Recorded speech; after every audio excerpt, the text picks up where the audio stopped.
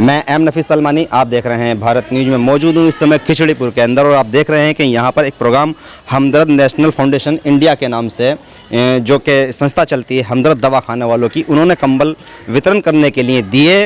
Development के नाम से ये सोसाइटी है। और मैं यही बताता चलूँ आपको कि जिस तरह से सारे यानी कि यहाँ पर विधायक और चेयरमैन अल्पसंख्यक आयोग, और आप देख सकते हैं कि किस तरह से बिल्कुल नामवर एक तरीके से सबने वितरण किया कंबलों का, और ये कहते हुए अपनी बात को ज़रूर रखा है कि हाँ, कम से कम जो गरीब व ज़रूरतमंद लोग हैं उनको कंबल दिया जाए। और कंबल के साथ साथ अलग चीज़ों के लिए भी बातें चीतें की गई, जैसे कि शिक्षा को लेकर बात हुई, महिलाओं की सुरक्षा व लड़कियों की सुरक्षा को लेकर बात हुई। और ये भी बात बताता चलूँ आपको कि इसी वीडियो में आप ये देखेंगे कि सबने संबोधित करते हुए यही कहा कि हमें किस तरह अपने समाज को आगे बढ़ाना है। तो ये दिल्ली के खिचड़ीपुर से एक प्रोग्राम किया गया, और इस प्रोग्राम के अंदर ही ये दिखाने की कोशिश की गई है कि भाई हमें सबको आगे बढ़ना है। आइए देखते रहिए इसी वीडियो के अंदर, और देखते रहिएगा कि भाई किस तरह से एक दूसरे को संबोधित करते हुए क्या जागरूकता फैलाई गई। क्या नाम है आपका? राखी नाम है मेरा। राखी, मुझे आप ये बताइए कि आप लोग वॉलंटियर हैं, और किस तरह से आपने इन महिलाओं को ढूंढा है, और कैसे कैसे आपने जाना कि भाई ये लोग गरीब हैं और ज़रूरतमंद लोग हैं जिनको कंबल दिया जाएगा? हमारे यहाँ एक महिला पंचायत चलती है दिल्ली महिला आयोग द्वारा, society for social welfare, Khichripur 10/68 में। तो वॉलंटियर तो नहीं, मैं उस सोसाइटी फॉर सोशल वेलफेयर जो हमारी महिला पंचायत उसकी कोऑर्डिनेटर हूँ। ठीक है। तो एक्चुअली हमसे ऐसी बहुत सी महिलाएं जुड़ी होती है जो कि गरीब हैं, क्योंकि हेल्प के लिए हमें बैठाया गया महिला आयोग से। डोमेस्टिक वायलेंस के केसेस हम देखते हैं, और दूसरा है कि अदर हेल्प भी करते हैं। तो हमदर्द द्वारा पहले भी जब अभी ये कोविड की वजह से इतनी महामारी आ गई थी, तो हमदर्द ने तब भी हमारे साथ, हम उनके साथ जुड़े, और उन्होंने मतलब आप लगा लीजिए कि 500 लोगों का राशन उन्होंने हमें दिया कि आप, क्योंकि वो तो सब तक नहीं पहुंच पाते। ठीक है, हम ज़्यादा लोगों से जुड़े हैं, तो वहाँ से लाके हमने जो भी ज़रूरतमंद लोग थे, गरीब थे, उनको वो राशन दिया। उसके बाद भी उन्होंने जो गरीब महिलाएं थी जिन्हें कपड़े की दिक्कत थी, तो वहाँ से गरीब महिलाओं के लिए कपड़े भी आए। उसी की तरह आज भी पहल करते हुए हमदर्द ने जो गरीब व्यक्ति हैं इधर उधर, या जो नीड इतनी उनको ज़रूरत है कि कंबल क्या कि वो एक मफलर भी नहीं खरीद सकते, तो सर उनके लिए क्या है कि कंबल भेजे हैं society for social welfare NGO को, हमारी महिला पंचायत को। तो वही हम यहाँ पे दे रहे हैं। कितने साथी होंगे आप लोग जो जुड़े हैं इस संस्था से? स्टाफ तो हमारा 5 है।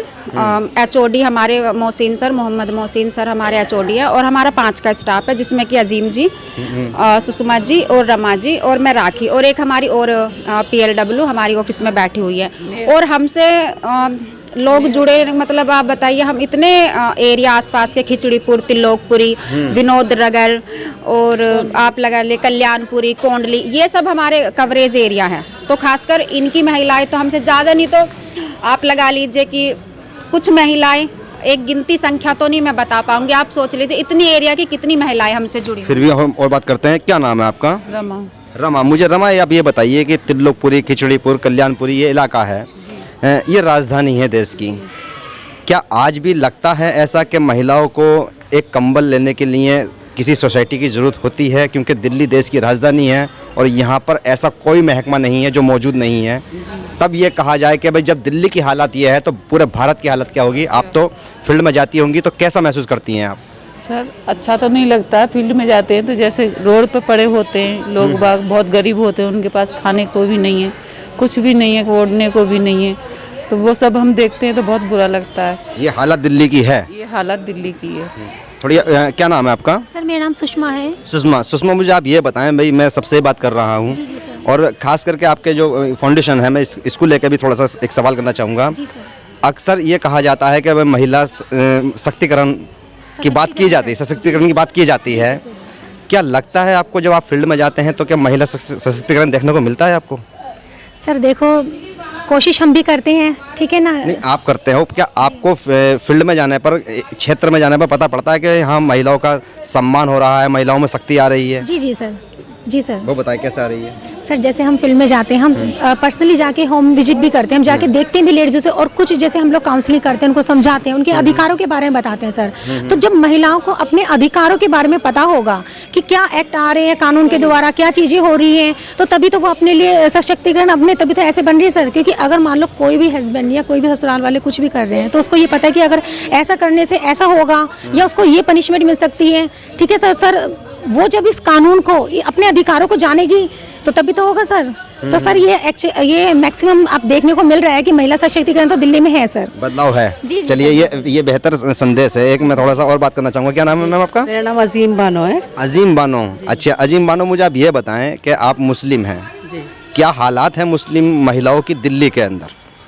तो अच्छे भी हैं और बुरे भी हैं, दोनों ही हालात हैं। दोनों पे चर्चा कीजिए थोड़ी थोड़ी।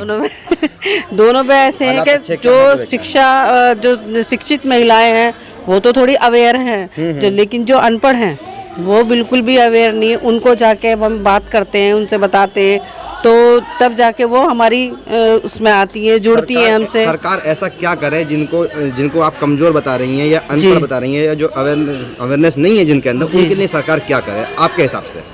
सरकार जैसे अब प्रौढ़ शिक्षा था पहले, अब तो है नहीं खैर, लेकिन वही चालू कर दे तो क्यों कि बहुत सारी लेडीज़, अभी हम कम्युनिटी में जाते हैं तो देखते हैं कि अभी बहुत सारी ऐसी लेडीज़ हैं जिन्हें बिल्कुल मतलब साइन तक करने नहीं आते बिल्कुल भी। तो उनको हम कोशिश करेंगे हमारे उससे जुड़कर ही कोई उसको पढ़ाने का कोई ऐसा हिसाब मिल जाए ताकि हम उनको खुद हम पढ़ा सकें, या हमारे सरकार हमें कुछ ऐसी हेल्प करे हमारे साथ। चलिए देखिए, ये जो बात करने का मकसद था वो ये सिर्फ यही था कि भाई कम से कम जो महिलाएं फील्ड में रहती हैं और जो यानी कि जानती हैं घर घर जाकर ये देखती हैं कि भाई हाँ किस महिला की और या किस बच्चे की या किस गरीब कमज़ोर की परिस्थिति क्या है, तो ये दरअसल सच निकलता है यहाँ से। तो ज़रूरत है प्रशासन को ये देखने की कि भाई जो महिलाओं की ज़रूरतें हैं, चाहे वो इलाका दिल्ली का कोई सा भी क्यों ना हो, खिचड़ीपुर, मैं नहीं कहता कि खिचड़ीपुर ही, बहुत बड़ी दिल्ली है और बहुत बड़ी दिल्ली के अंदर बहुत ज़्यादा गरीब हैं। और ये आप देख भी रहे हैं कि हाँ कि एक कंबल को देने के लिए एक फील्ड बनाई जाती है, पूरा इंतजाम किया जाता है, तो ना जाने कितने लोग अभी दिल्ली में और ऐसे होंगे जिनको ज़रूरत कंबल की नहीं। आपने सुन लिया, एक सहन कराने वाले की भी ज़रूरत है, थोड़ी सी शिक्षा की भी ज़रूरत है, और इसमें जितना बढ़ोतरी अगर गैर सरकारी संगठनों के द्वारा की जाए तो ज़्यादा ही बेहतर है। अभी बने रहिए मेरे साथ में और भी बात करते हैं।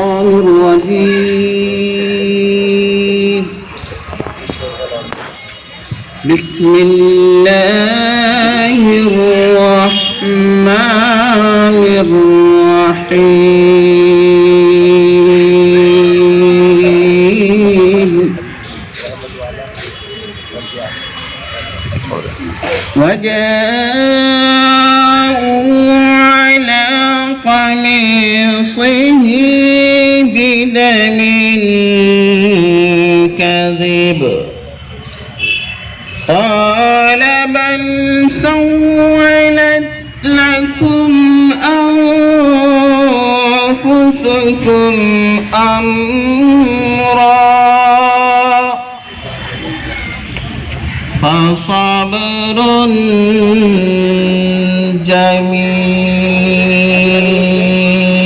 جميل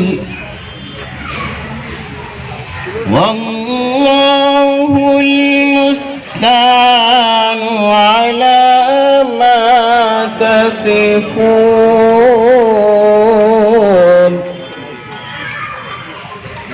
وجاءت سيارة فأرسلوا واردهم فأدلى دلوه قال يا मैं आपको बता रही हूँ कि कुछ नंबर्स हैं हमें जो याद रखने चाहिए जब हमारी मुसीबत, जब हमें कोई हमें दिखता है कोई परेशानी में है कोई महिला, या हमें किसी तरीके की कोई परेशानी है हमारे घर से, हमारे ऑफिस से, या हम कहीं सड़कों से जाते हैं, कोई हमें छेड़ता है या कोई किसी तरीके से ऐसी अभद्र भाषा में कोई हम पे कोई बात बोल देता है जो हमें नहीं अच्छी लगती, इन चीज़ों के लिए हमें पुलिस में कंप्लेंट करना चाहिए, दिल्ली महिला आयोग में कंप्लेंट करनी चाहिए। और आपके एरिया में सबको पता है महिला पंचायत है, महिला पंचायत के बारे में तो पता है ना? तो महिला पंचायत जाना चाहिए। तो ये चीजें हैं जो आप लोगों को करनी है। जितनी इन्फॉर्मेशन हमें है उतनी इन्फॉर्मेशन हम सब और ये जानकारी ज्यादा से ज्यादा लोगों तक पहुंचाएं। दूसरी सिर्फ मेरा एक और सवाल आपसे ये है, क्या आप लोग सब बताती हैं या पूछती हैं? मैं चाहूंगा कि सभी लोग मैम का स्वागत करें मेरी महिला पंचायत से, प्लीज। बहुत शुक्रिया मैम का बहुत बिजी शेड्यूल होता है, उसी शेड्यूल के बीच में से मैम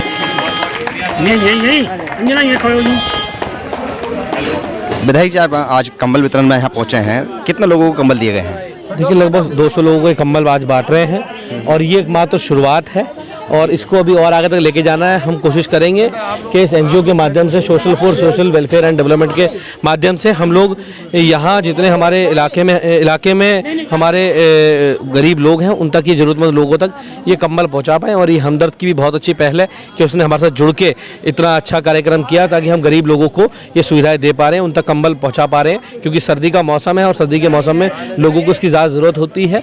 बहुत सारे लोग हैं जिनके पास कंबल भी नहीं है सर्दी के लिए, इसलिए हम कोशिश कर रहे हैं कि उनके परिवार तक, उनके घर तक ये कंबल पहुंच जाए।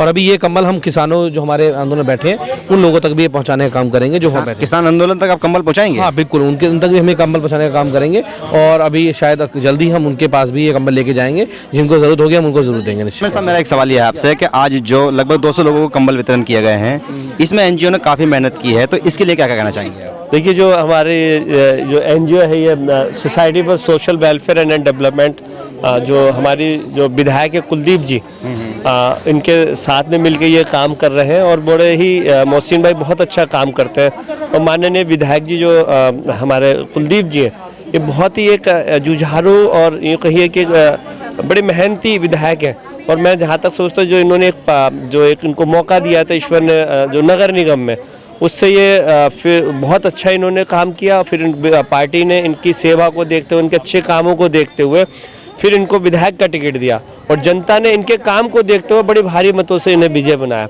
और मैं आज भी देखता हूं कि जो इनके हमारे जो माइनॉरिटीज़ के लोग बाग जो इस विधानसभा में रहते हैं, कुलदीप जी हमेशा तत्पर रहते हैं, विधायक जी के भी इनके ये काम होने। माइनॉरिटी के चेयरमैन है, मैं थोड़ी सी बात जरा चेयरमैन के साथ मैं जो कहना चाह रहा हूँ बस सुनिए।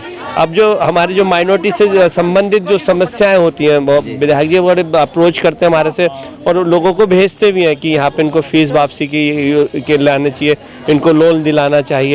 जो भी किसी तरीके से भी होती हैं जो माइनॉरिटीज़ की समस्या, ये हमेशा मैं इस बात ये इसलिए कह रहा हूँ कि मैं इनकी विधानसभा में आया हूँ और जिस विधानसभा में मैं आया हूँ वो वहाँ के जो विधायक हैं हमसे संपर्क करते हैं कि माइनॉरिटीज़ की समस्या के लिए, और मैं इनका नाम ना लूँ तो फिर ये बेईमानी होगी। कि यही सवाल था कि कितने माइनॉरिटी आपके पास पहुँच रहे हैं इस इलाके से कुछ समस्याओं को लेकर? देखिए, यहाँ पूरी दिल्ली से जो माइनॉरिटीज़ की समस्या है वो हमारा एक तालमेल होता है विधायक जी के साथ में, क्योंकि जो कमीशन है वो बड़ी निगरानी रखता है कि माइनॉरिटीज़ के हक मिल रहा है नहीं मिल रहा है, मगर बारीकी से जो गली मोहल्ले में कितनी मस्जिद हैं, कितने गुरुद्वारे हैं, कितने उस एरिए के अंदर हमारे चर्चेज़ हैं या बुद्ध विहार है, उन सबको बारीकी से जो है वो विधायक जी जानते हैं।